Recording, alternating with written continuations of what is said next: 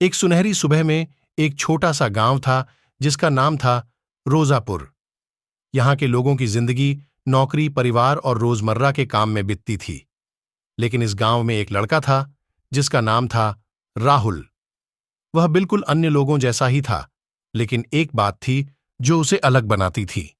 उसका दिल जादू और रहस्यों की दुनिया में खोजने की लालसा से भरा हुआ था। उम्मीद एक दिन जब राहुल अपने गांव के जंगल में खोया हुआ था, तो उसने एक पुरानी किताब ढूंढी। इस किताब में जादू, चमत्कार और अज्ञात शक्तियों के बारे में लिखा था।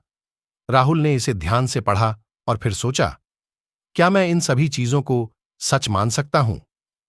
एक रात जब गांव के लोग सो रहे थे, राहुल ने गांव के पुराने हाथी मंदिर में चुपके से चला गया। वहां उसने वैशाली और रहस्यमय जादू की शक्तियों के बारे में सीखा।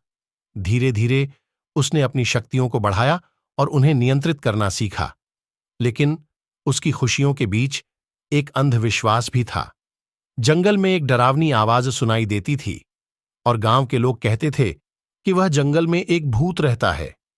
राहुल ने इसे ध्यान में नहीं लिया, लेकिन उसका अंधविश्वास उसके साथ चला गया। एक रात जब राहुल वापस गांव लौट रहा था, उसने वहीं वह डरावनी आवाज सुनी। वह जल्दी से चलने लगा, लेकिन उसके पीछे एक अद्भुत और भयंकर शक्ति थी। वह राहुल को पकड़कर अंधेरे में खींच ले गया, लेकिन राहुल की शक्तियों ने उसे बचा लिया। उसने अपनी शक्तियों का सहारा लिया और उस भयंकर शक्ति को हराया।